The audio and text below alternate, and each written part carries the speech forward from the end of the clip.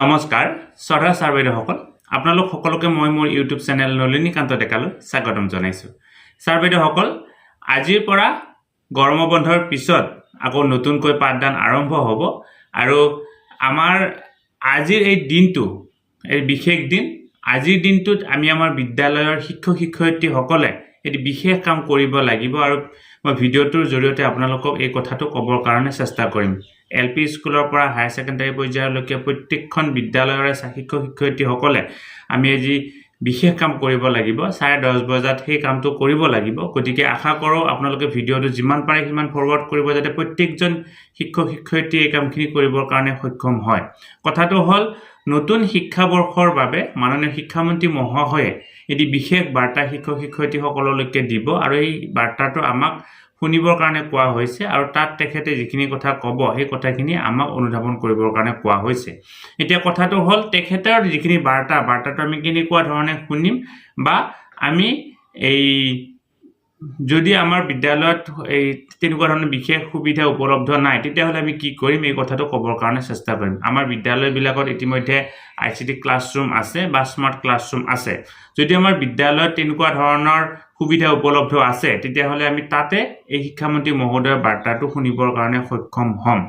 যদি কিবা কাৰণত আমাৰ বিদ্যালয়ত সেই সুবিধাটো উপলব্ধ নাই তেতিয়াহ'লে কি কৰিম, আমি আমাৰ ওচৰৰ বিদ্যালয়খনলৈকে যাম আৰু বিদ্যালয়খনলৈকে গৈ তাত আমি সেই শিক্ষামন্ত্ৰী মহোদয়ৰ বাৰ্তাটো শুনিবৰ কাৰণে চেষ্টা কৰিম। ইয়াৰ উপৰিও আমাৰ প্লে ষ্টৰত ক্লাছৰুম বুলি এটা এপ্লিকেশ্যন আছে।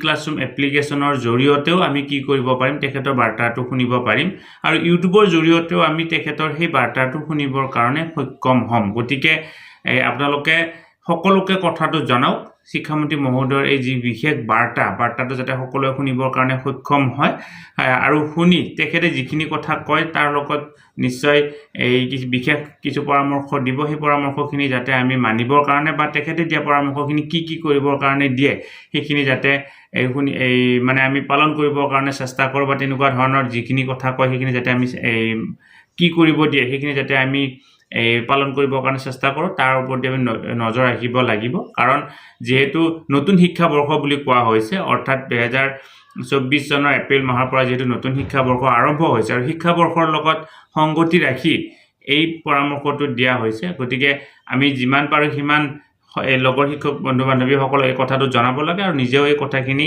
শুনিবৰ কাৰণে চেষ্টা কৰিব লাগে। গতিকে ভিডিঅ'টো যদি এইখিনি কথা জনালোঁ নিশ্চয় আপোনালোকে নিজেও শুনিব আৰু দুই এজনকো শুনিবৰ কাৰণে পৰামৰ্শ দিব।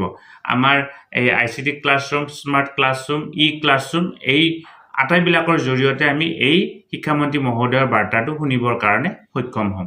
ভিডিঅ'টো ইমানতে সামৰিছোঁ। ধন্যবাদ। শ্ৰদ্ধা ছাৰ বাইদেউসকল, নলিনীকান্ত ডেকা নামৰ ইউটিউব চেনেলটো হৈছে এটি শিক্ষামূলক ইউটিউব চেনেল।